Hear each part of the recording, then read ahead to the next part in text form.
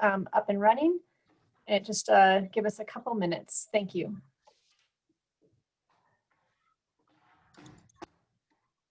In the interest of time, I could just go ahead and introduce the development team, even though you don't have the pictures of who we all are.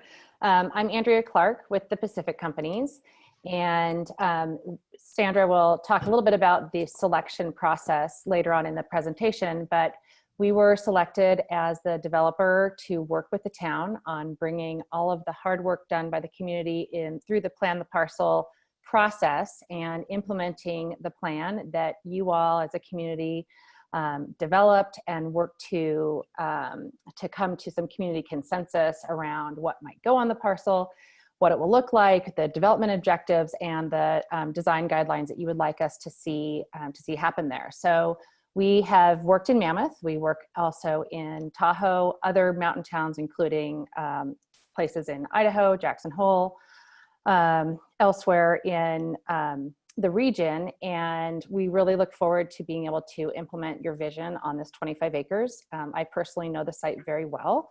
Some of you might recognize both Shellen and myself, both from our previous work in the community, as well as our activities participating in workshops through the Plan the Parcel process. We both participated on a couple different occasions. So we're really excited to be part of this project, and we're moving pretty quickly with support of the town, and are very much looking forward to helping bring this project to fruition. Thanks, Andrea. How are we doing on the PowerPoint, Shellen? Well, I'm afraid that it's just not opening. Here we go. Can you see that? Yep, I can see it. Sorry about that, guys. I really appreciate your patience. There we go. Great. Thank you so much. Okay, so with no further ado, we'll begin our presentation. So I went ahead, I think, got through this slide here, Shellen. And if you want to go to the next slide. For the agenda, tonight we'll walk through a number of items regarding the parcel. And you'll hear from staff as well as our development partner. You all already heard from Andrea Clark. You'll hear from the rest of our development team on this call tonight. We'll provide a recap of the preferred land use plan that was accepted by Town Council last year, as well as our current efforts and next steps. Like I said previously, we'll leave around 20 minutes or more for Q&A, and all of the questions that come in tonight, even if they aren't answered live on this webinar, we will type them up and provide them in the frequently asked questions, so they will be available after this meeting. Next slide. So as I stated previously, we're really looking forward to providing you with this update, and we're looking forward to hearing your questions about the project. Next slide. So if you've been involved in this project over the years, you know that we've come a long way in this project. From completing the housing needs assessment in 2017 to purchasing the parcel in 2018 and spending last year on our conceptual land use planning process. We've really moved this project forward quite a bit.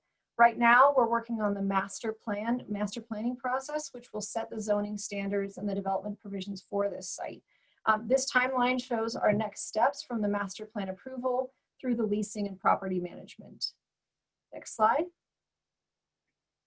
So I'm not going to walk through each line on this slide, but you can see that we've taken considerable effort to engage our local community about this project. We did gain a lot of valuable input from our community last year, and a lot of that input was used to shape our preferred plan that was accepted by the Town Council last year. And so next slide. So with that, Andrea did also kind of provide a pre-introduction. I will just state that in November of last year, we published a request for qualifications, looking for statements of qualifications from professional affordable housing teams to partner with the town to help develop the parcel. We received 6 responses for that RFQ process from very well qualified developers that had a broad range of affordable housing experience across the state. We did conduct interviews with the top 3 firms, and Pacific Companies was selected after their final interviews. And so at this time, I'd like to turn this over to Andrea if you have anything else to add, and we can kick off the rest of the presentation. Thank you.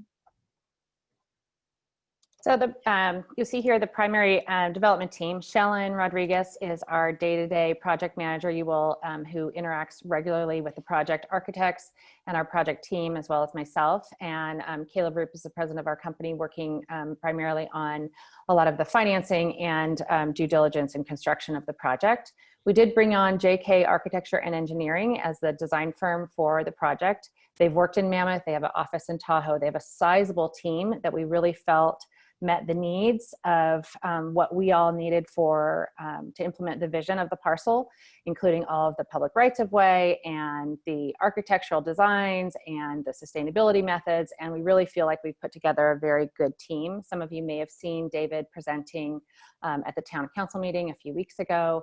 And so they're really working on bringing this to fruition, and we feel like we've brought a really competent mountain town team that can implement the vision that you all worked so hard to put together through Plan the Parcel. And so with that, I'm going to turn the bulk of the presentation over to Shellen. Thank you, Andrea. And thank you again for your patience with that. So what I'm going to do is I'll tell you a little bit about what I'm going to talk about for the next few slides. And really it's trying to describe how we as this development team is going to implement the preferred conceptual land use plan that was accepted by the town council last December. And so in that plan, there was a series of guiding principles that were created. And then within those guiding principles, there was a series of development objectives that were created.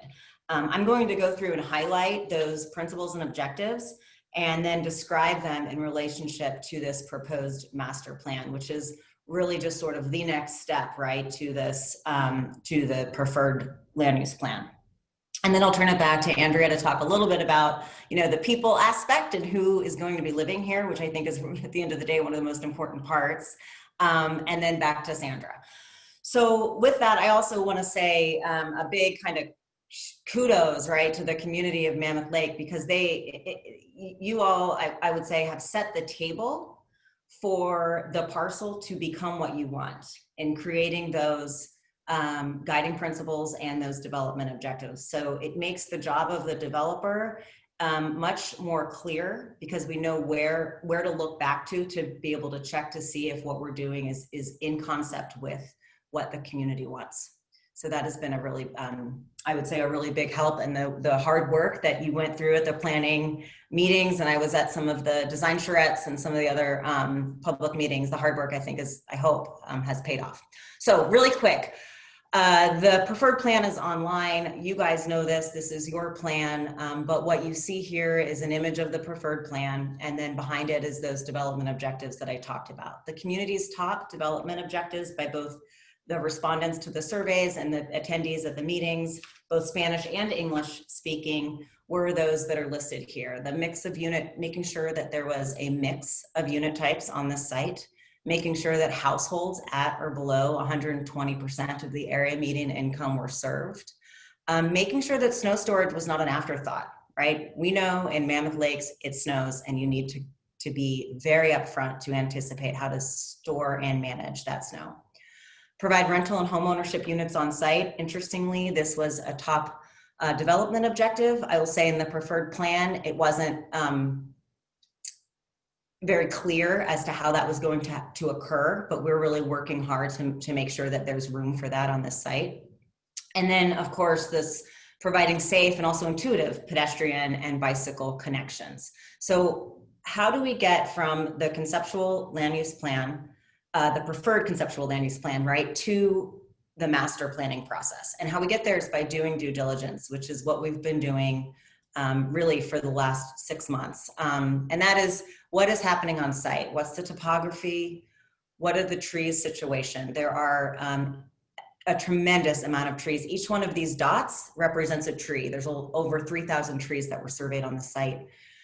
What are the widths of the parking, and what does the fire department need to get to all these buildings? If you notice in a preferred plan and a conceptual plan, you don't have to get to that level of detail. In a master plan, you do. So we've been working to get there.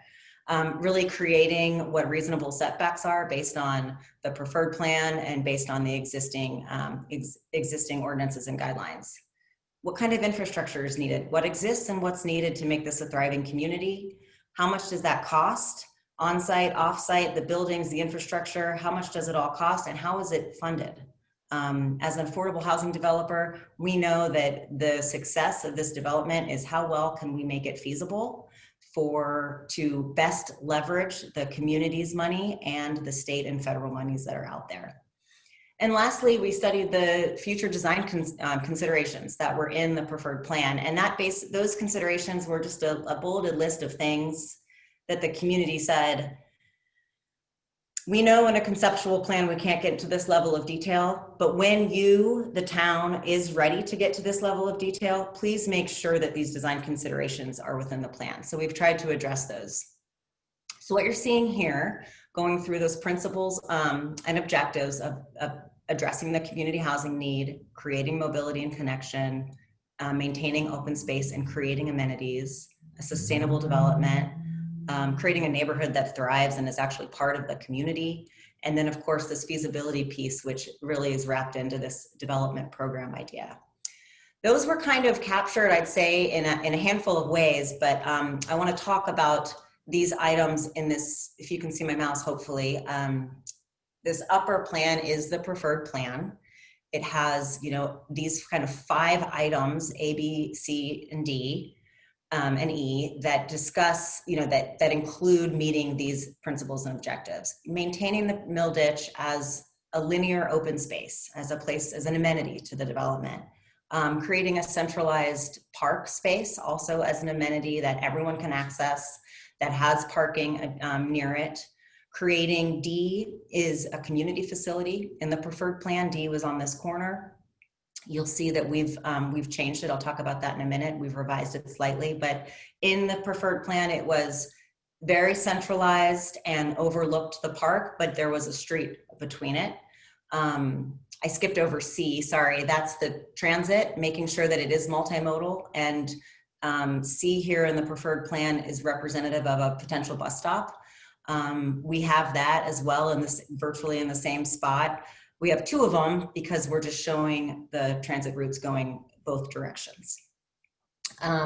So this lower plan as our master plan also has this centralized park. We're also showing the mill ditch as an amenity, a linear park, if you will. We have the, like I said, the transit stops. And then what we're showing here is a larger building, A1, that is overlooking the park and has a 1-story community facility attached to it. We have additional indoor community facilities over here in the corner. So there's multiple community facilities in our plan. There's a couple other pretty substantial, or I would say, revisions, and one of them I'm gonna punt it to a later slide, but one of them is, I want you to take note of it, is Arrowhead Drive. You can see in the preferred plan was going to the south along with Chaparral. We still have Chaparral. We have revised Arrowhead to be more of to not connect. It's not a right of way, it's a drive aisle. And I can talk about that in a little while, but really you see these 2 plans side to side here.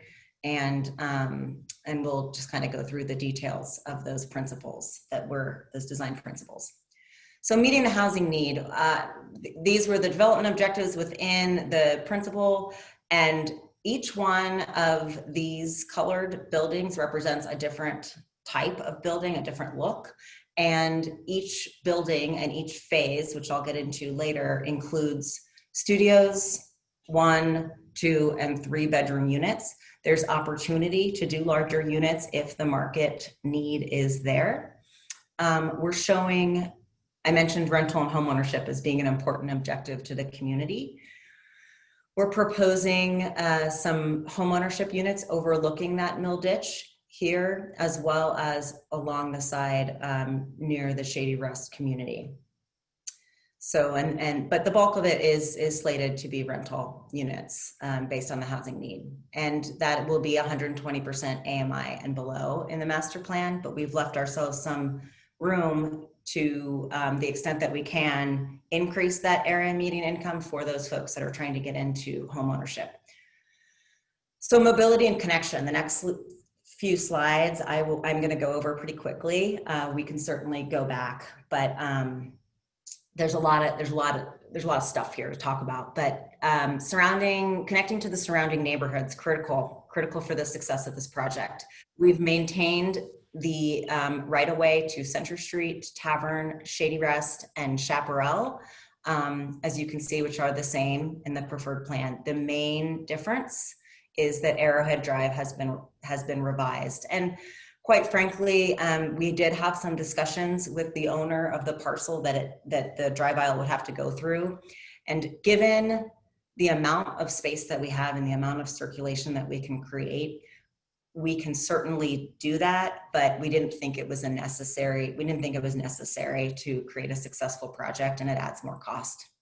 So for right now, we're not showing it. The idea of a complete street, right? It's a street that works for everybody: bikes, pedestrians, cars, buses, children, adults, elderly. The dark gray is representative of the right-of-way. What you're seeing is the light gray is representative of drive aisles. And the brown, the larger brown, and we need to work on this slide and we'll do that, but the larger brown are MUPs, multi-use paths. And the other ones are, the thinner lines are sidewalks. Transit connections, I mentioned these already, but we're showing 2 bus stops going each direction, Center and Tavern. We aim to work with ESTA and try to get that 3rd stop in. A lot of it will depend on some of the infrastructure funding that we have gotten and will get. I'll hopefully, I'll talk about that in a minute.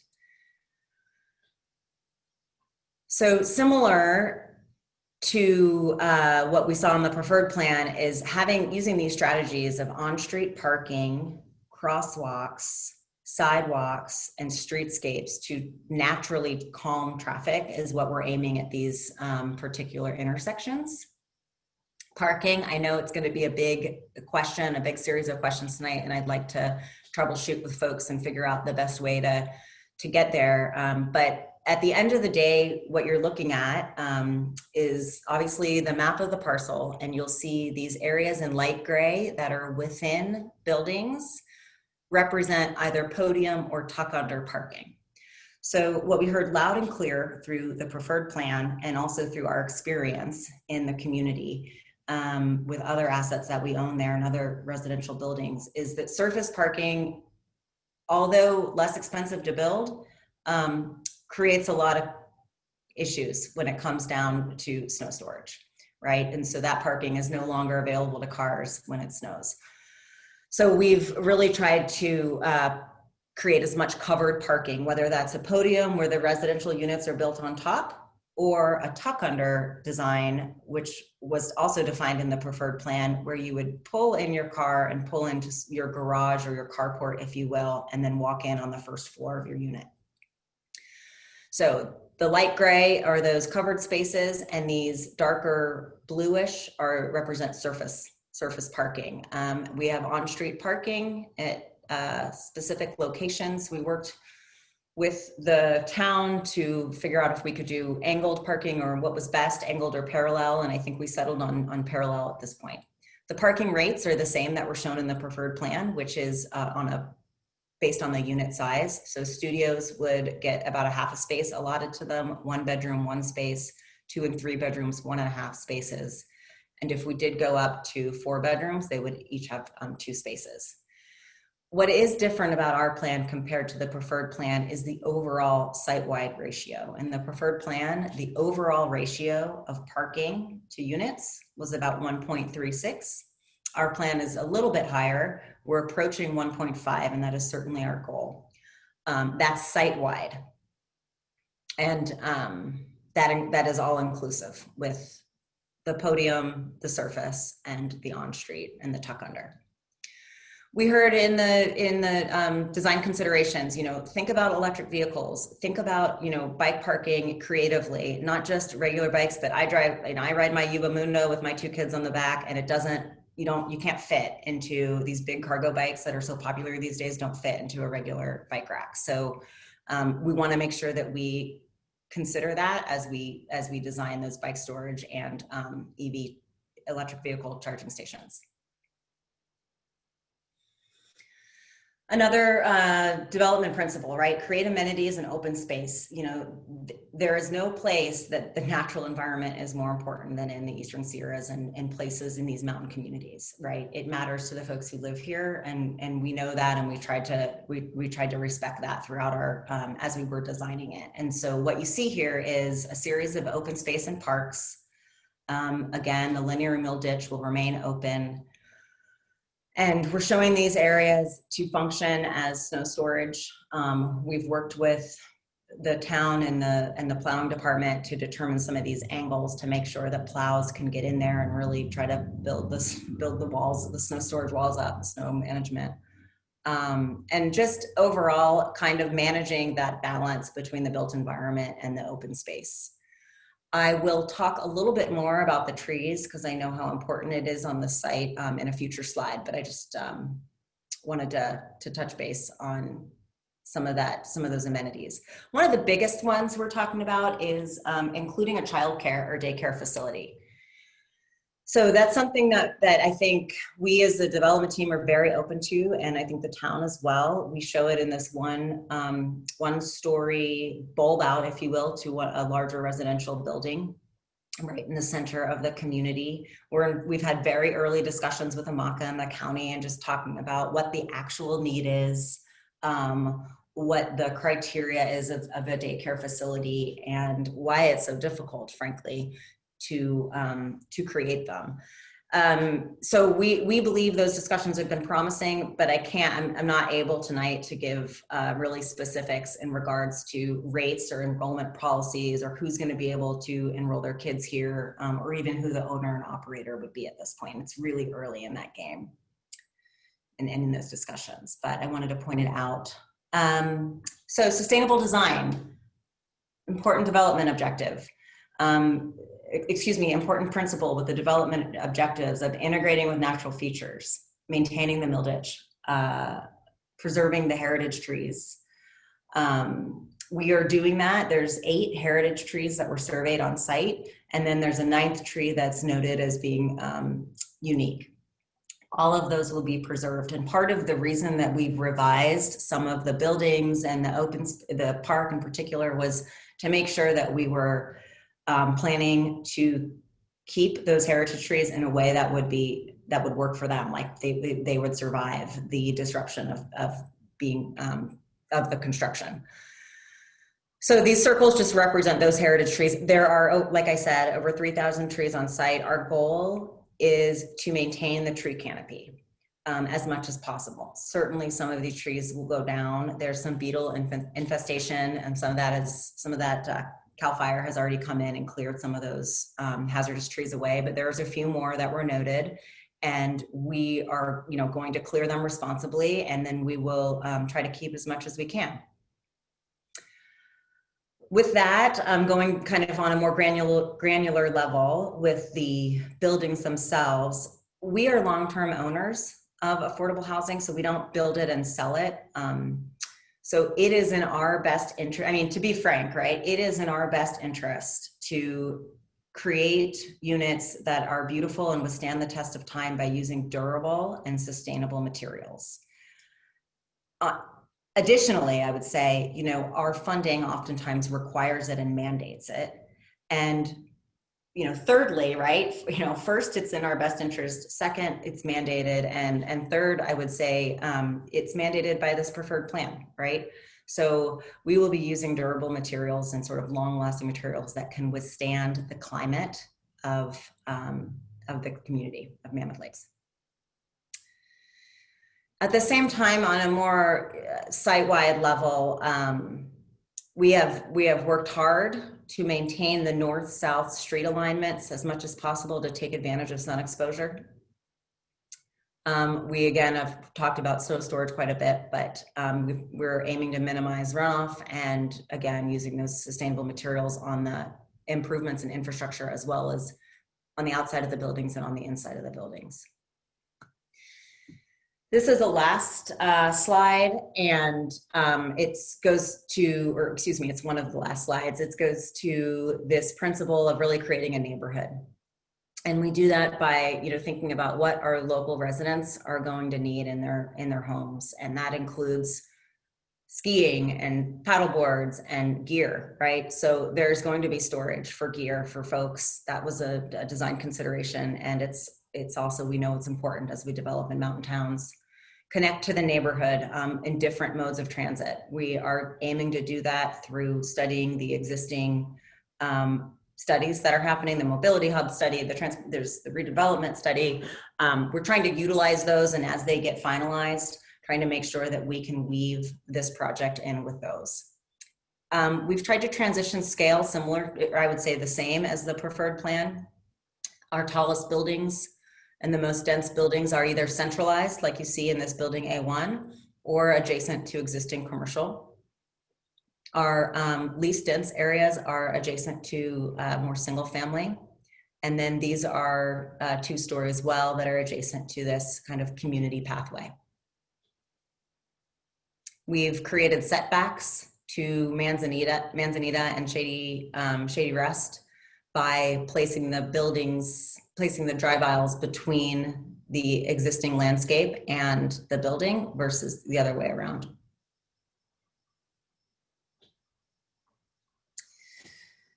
Phasing.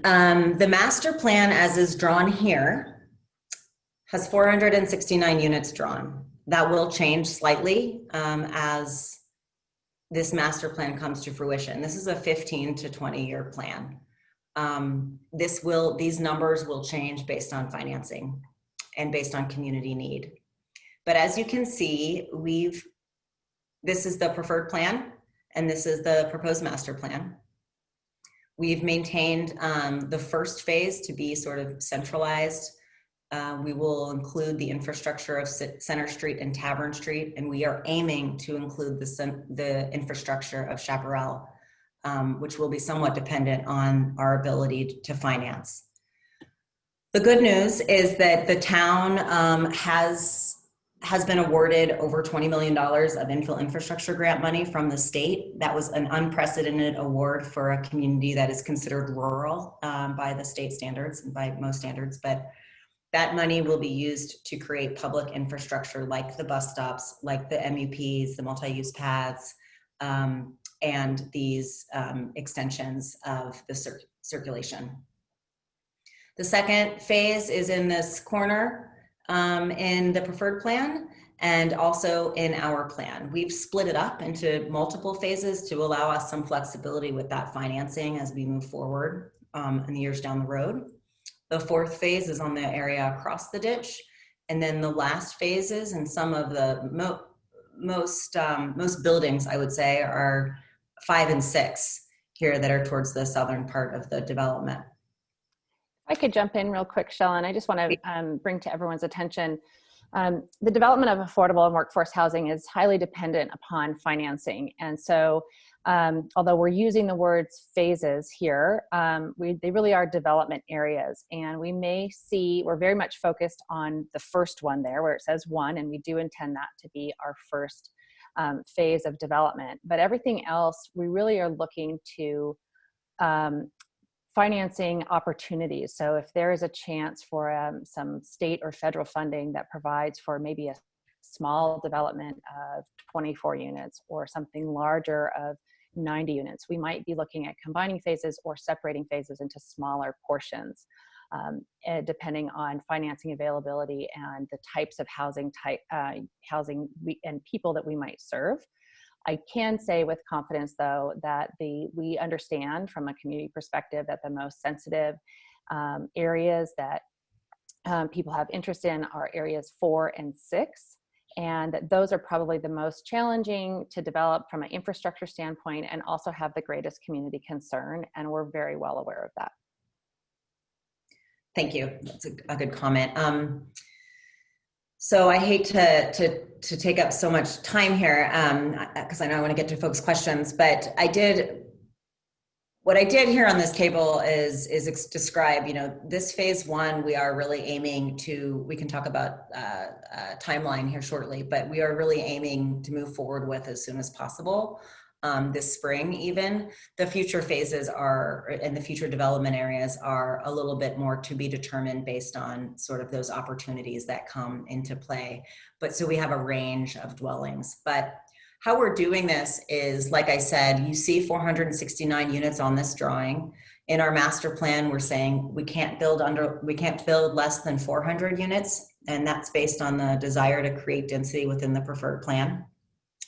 But we could go up to 580 units, which I know is more than the preferred plan, but it is just a way for us in the future, and for the town in the future, if the need becomes greater than what is expected, in 5 or in area 3, to try to increase density if desired. But at this point in time, the master plan is for 469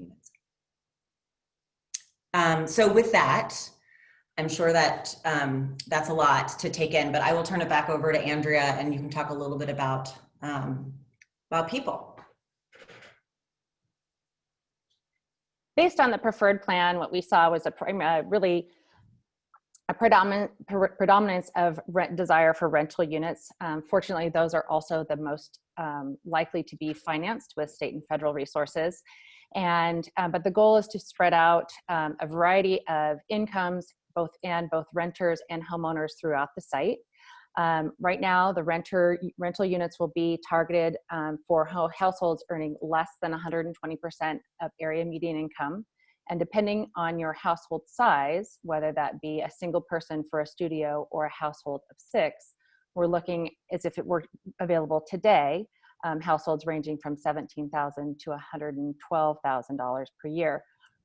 We're looking at homeownership units up to that $112,000 per year, but financing gets much more constrained for households earning more than that. But we will work with the town and business partners and other interested parties to provide homeownership units over $115,000 a year, depending on household size. So that's our goal.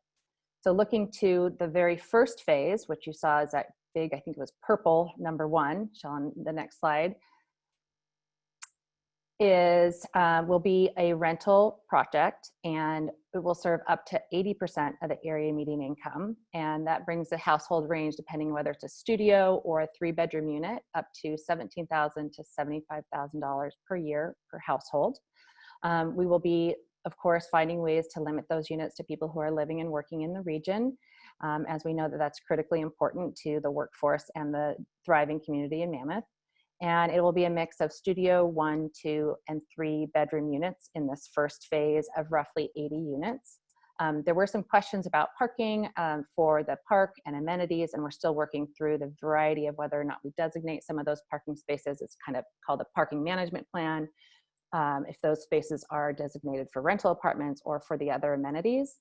And so those are the kinds of folks that we expect to live here, and intend to work very closely with the community and Mammoth Lakes Housing, and making sure that everyone has equal opportunity to qualify for those units.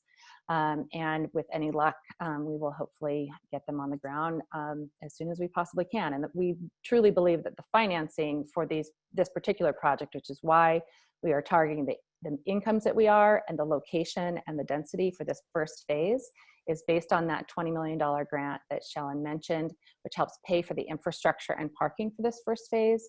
And then also I'll just mention that the state of California is currently more flush in housing dollars than they ever have been in history.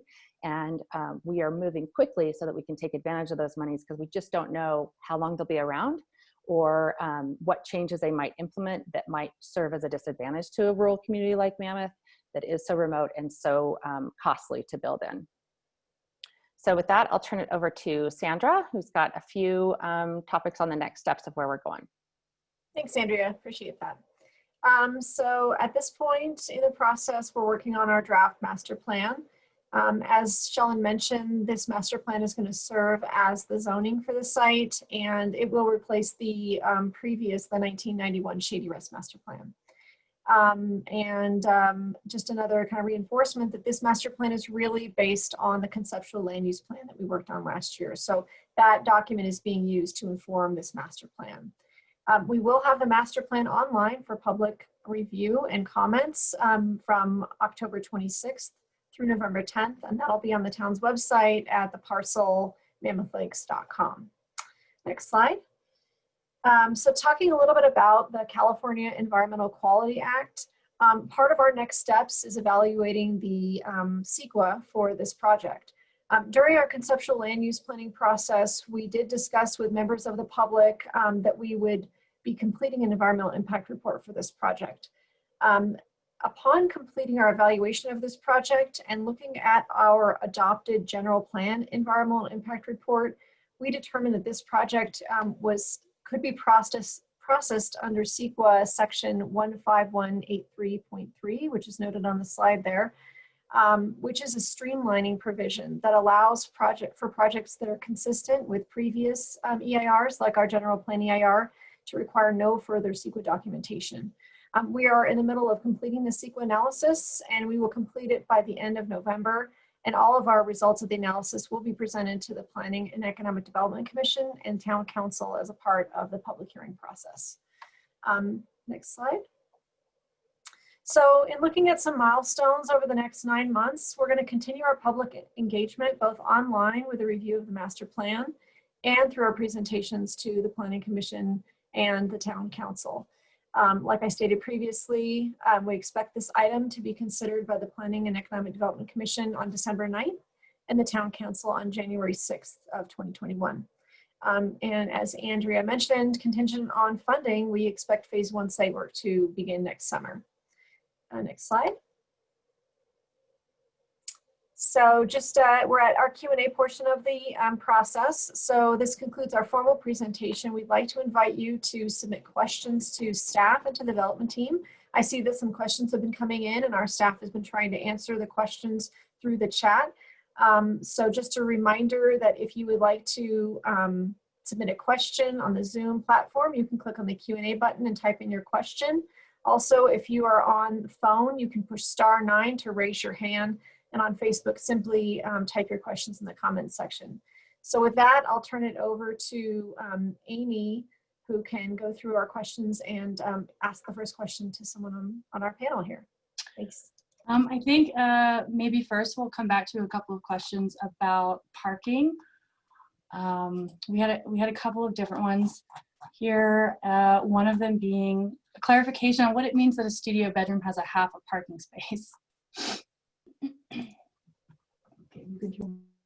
Shellen, did you want to hit that one? I'm happy to. It's just a parking rate that feeds into the ratio. So it's similar to saying that the average American family is 2 point, or whatever it is these days, I don't know, 4.2 people. So it means for every 2 studios, there's 1 parking space. That doesn't include on-street parking.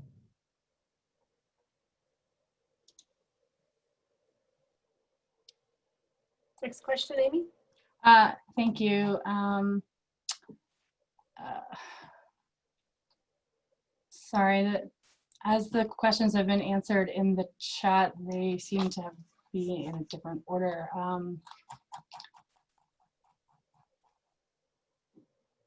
There was a question, and it was a little answered, I believe, but maybe we can just come back to it, is whether there would be parking designated for the community space or park areas. And I think Andrea mentioned that a little bit during her presentation, that we're still analyzing the parking rates, ratios, and how the parking will be provided on site. Andrea, do you want to follow up on that one as well? Yeah, we're really honing in on that first phase and the exact unit mix for Studio 1, 2, and 3 bedrooms that's still being developed. And once we have an understanding as to what the parking needs are of the residents and what other infrastructure we have the ability to develop in this first phase, as you heard us mention, we do have this $20 million infrastructure grant that was jointly granted to the town and the Pacific companies, and our goal would be to utilize as much of that as possible in the first phase and get as much of infrastructure as we can, and that will help dictate just how much parking we can provide in that first phase for the public amenities that include the childcare, and the community center and the park. So I think obviously we want to invite, what we heard through the preferred planning process is we want to invite the outside community into this site. This is not just supposed to be an apartment project for the people who live here. It's supposed to be a community asset and an amenity where people get to live and interact, and is an extension and a connection to the existing community. So that's our goal. So thank you for bringing that up as a point that we need to continue to pay attention to. Thank you, Annie. We have 2 open questions that both concern traffic. So I think maybe I'll read both of the questions and we can answer them together. One is, what is your plan to mitigate traffic and overflow parking on the ingress and egress streets? What is the plan for wintertime parking, considering parallel street parking is not permitted? So that was a 2-part question. And then the second one says that your presentation did not include traffic circulation patterns beyond the parcel site, which was a concern raised during your last presentation to town councils. Can you provide an in-depth traffic circulation analysis with the suggested range of units in the near future? As a part of our analysis right now, we are conducting traffic analysis. So looking at mitigating traffic and overflow parking on ingress and egress streets. We will address that as a part of our analysis. And like Andrea mentioned, this is a phased project. So the first phase, we are looking at the parking for the first phase. Future phases will be subject to that traffic management plan as well. And the plan for wintertime parking, that's also what we're looking at as part of our traffic analysis for the project right now. And Andrea, did you want to follow up on any of that, or Shellen?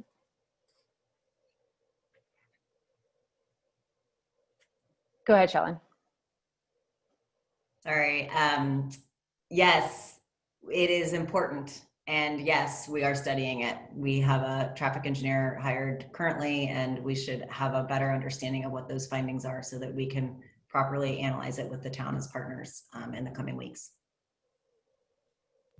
And we do understand that overflow parking into the other neighboring streets that are existing is a concern, and our goal is to not have that happen.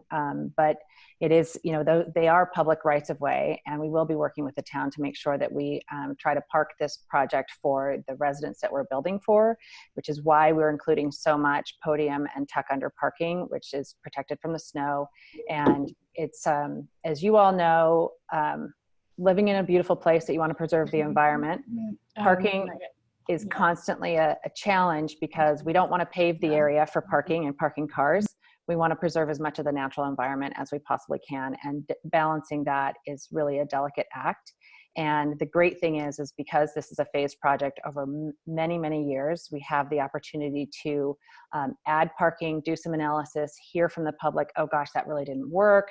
This is horrible. What can you do here? Can we do something more here? Can we add more parking to this second phase to help compensate for some other challenges we had before, or other community projects that have come down the road since phase 1 has been developed? Maybe other developments outside of this is causing some parking challenges. So the goal is a continued community conversation with the town, with the community, with the developer and our neighbors to make sure that the community functions from a transportation and parking perspective. Thanks, Andrea. Amy? Thanks, Andy. We have a question. With the 20-year phasing that is planned, will the EIR guarantee as a mitigation measure that no healthy trees will be removed unless and until a building permit is issued? I'll take that one. So tree removal is governed through the grading and building permit process. So we generally don't allow tree removal to occur, you know, like a broad swath. Like we wouldn't be looking to cut down all the trees on the parcel to pave the way for development in 20 years. The tree removal would be done as the phases are processed and as they're developed. With that being said, there may be tree removal that's needed for some infrastructure that might be outside of one of the 2 phases, one of the first phases, in order to build the streets and roads that might be outside of that first phase. Thank you, Sandra. Thanks. We have a few more questions in the chat box, and I also see we have a raised hand, so I'll come back to that in just a few minutes. A question in the chat box: when is the earliest date that these units could be potentially livable?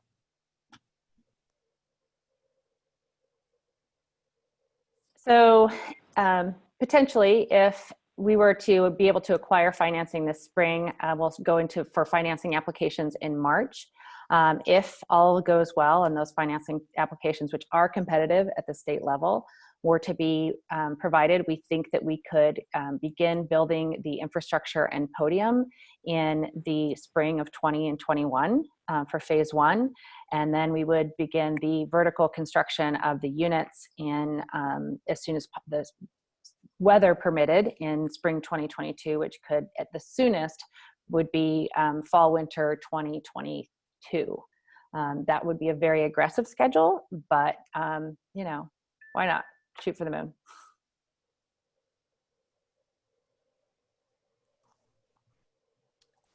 Thanks, Andrea. Thank you. We have a question about the approximately $20 million for the IIG grant used for infrastructure only, for example, parking, MUPS, transit. Roughly how much will be needed to continue or complete this project? I can take that one if you guys can hear me okay. Yep. we can hear you. Great. Always a question mark with technology.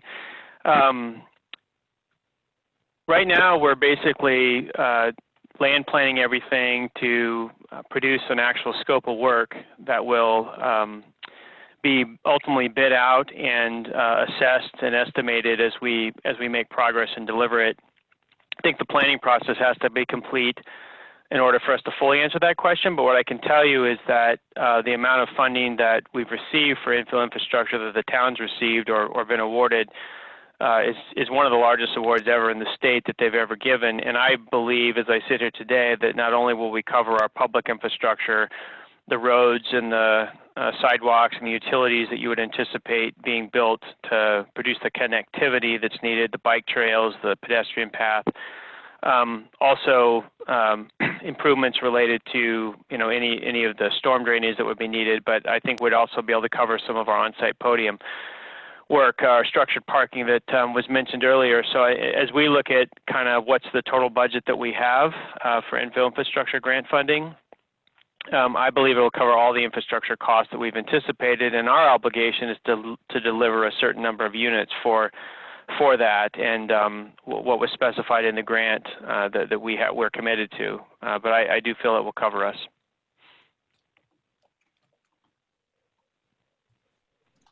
Great, thank you, Caleb. Staying a little bit on the infrastructure category, we have a question that asks, can you speak to the multi-use path connectivity outside of the parcel? The conceptual drawings indicate that the MUPs continue outside of the parcel, is that correct?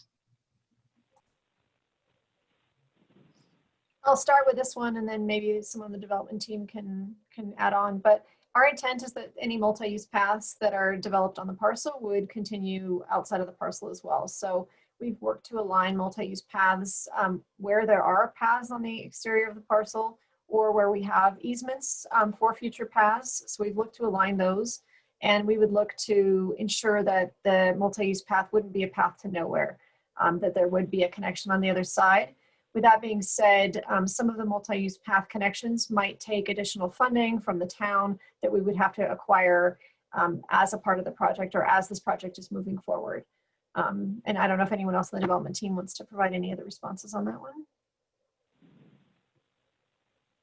We are pretty committed to making sure that there are no paths to nowhere, and it may be in some of these cases that the multi-use path might connect to a sidewalk or to a street with a designated bike lane, and we were working very closely with the town to make sure that the overall mobility plans of the community are implemented and that we're not connecting to nowhere. And we even had a conversation this morning with our architects about some sidewalks and where they were going, and where we provide actual crosswalks to make sure that a sidewalk, if it does stop somewhere, that it stops at a logical place so that someone can cross the street to the other side of the road.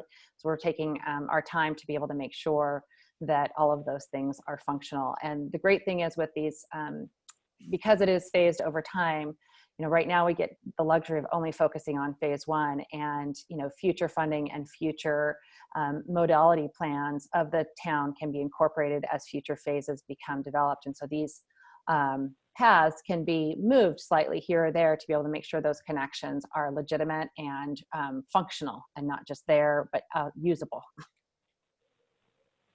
I just want to interject just to add, this wasn't necessarily asked, but I didn't speak to it specifically in the presentation, is it's important to us in our master plan. We are committed to making sure that the intuitiveness of those trails is clear. So the signage and the branding that the town determines based on the existing planning documents will be followed throughout this plan.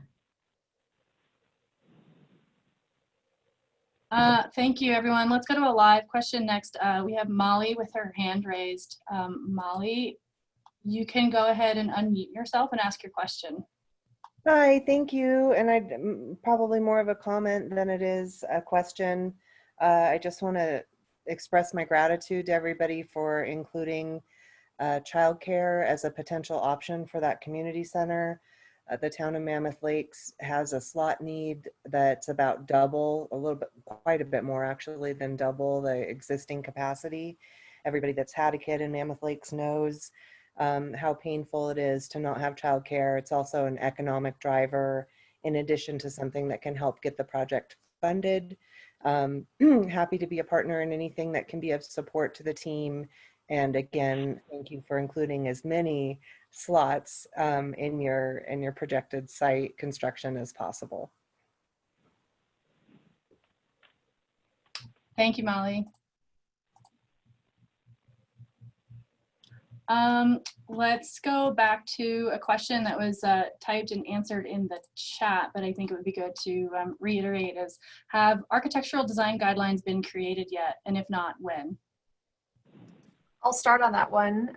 So the architectural design guidelines will be a part of the master plan.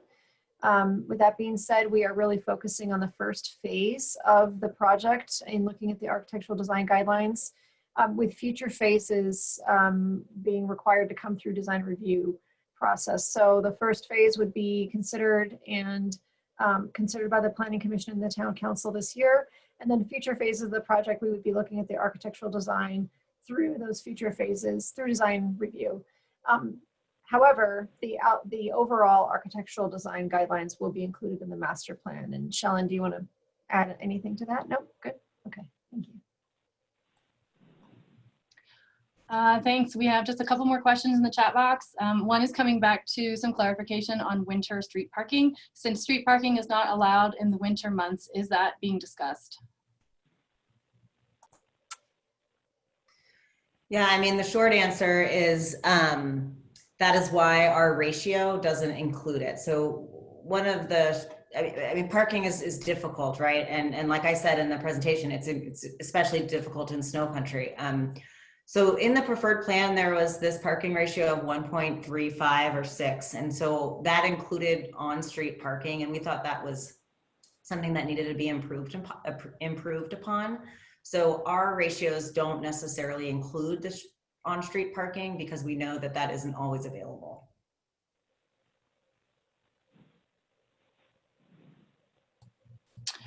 Thank you, Shellen.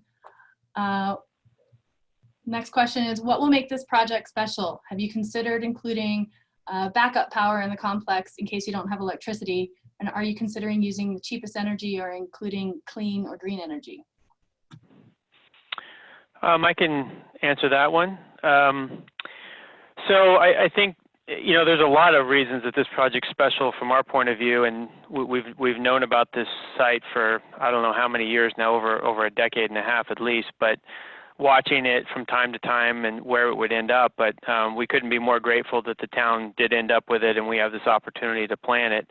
I think probably one of the biggest things that makes it special is the diversity of possibilities that can be provided to the residents. There's just so many, with such a large site, there's just so many opportunities to serve a very broad range of incomes, employ different models, whether they be home ownership or rental, just provide, you know, really a neighborhood to be planned and designed and developed, you know, all together to kind of make a cohesive program there, and really just try to understand even more so what the community needs and what's going to be beneficial to the residents. So I think that's one of the things that makes it really special. It's size and its scale and its its long-term capacity to really solve housing for an entire community, which is very, very rare in a rural community, especially a mountain resort community. You just don't have these kinds of opportunities to really design a project to fit in with the natural terrain and recreational opportunities that are there already. And so that's just something that's very special, very unique.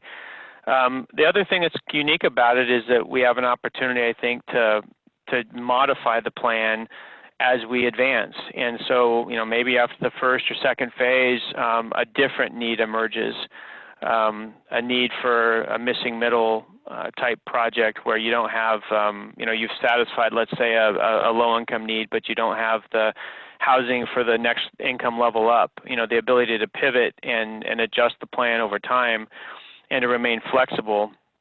That's one of the great things about developing in phases. We're also going to learn things as we develop. We'll learn what to do and what not to do and make adjustments accordingly. So I think there's just really great opportunities to develop a great project and solve for a lot of needs in the community. We really are trying our best to look at this daycare option. We know that's a big need. The first phase is programmed to allow for that possibility. And we just got to, get through all the mechanics and the land use approvals for that. But I think that's something that's going to be unique to serve the neighborhood. There's just really a lot of opportunity here to do things really well for a community and to not have to be so constrained by existing land uses that might not get you the program you want. As to backup power and energy generation, I tend to believe it's probably pretty expensive to do a generator type system or backup power. We haven't done that in our affordable projects before, but that might be something we could learn about. A lot of the funding sources that we are going to seek for this project come with enhanced energy efficiency requirements. So we explore those at every turn because often they come as funding mandates. I think for the public to just know generally, though, that California has one of the strongest and most advanced energy codes in the world, and every year, or not every year, but every few years, they advance it even further. And so what was built 10 years ago even in the town is not even close to what would be built today, just at the basic code level. And we continue to account for those costs. So, I think, and that would be true certainly as we advance forward, in multiple years from now with future phases. But we kind of value very much the idea of the lowest utility costs as possible. And in fact, California has a specific program that will allow us to receive additional funding to make the units even more energy efficient than is typical under the building code. We also have the chance to really study the utility usage directly and get a utility allowance or a utility credit, if you will, for residents as they pay their rent that is reflective of the actual costs of the unit that they're going to live in. So just tons of opportunities on the energy efficiency side of things, but what a special project, and you guys should be proud of having this opportunity. It's really is special. Thank you, Caleb. I think just one more question. Can you speak about the opportunities for integration of Digital 395 into the project, and what will be the top broadband priorities for the parcel? I can talk a little bit about that just real quick because I do a lot of, as another job of mine, I do a lot of policy work and we work on things such as, in this particular case, how do we start delivering broadband technologies to rural communities? That's a big focus right now of the administration. And they're working on actual funding programs to do that. And there's many communities across the state that just don't have high-speed internet or even adequate internet. And so that's something from a policy point of view that the administration, the governor's office is committed to and seeing that change. And in fact, in our regulatory environment that deals with the funding of these programs and the administration of these programs, they're starting to implement incentives to deliver high-speed internet and broadband services to rural communities. So you can expect that to be a part of this project.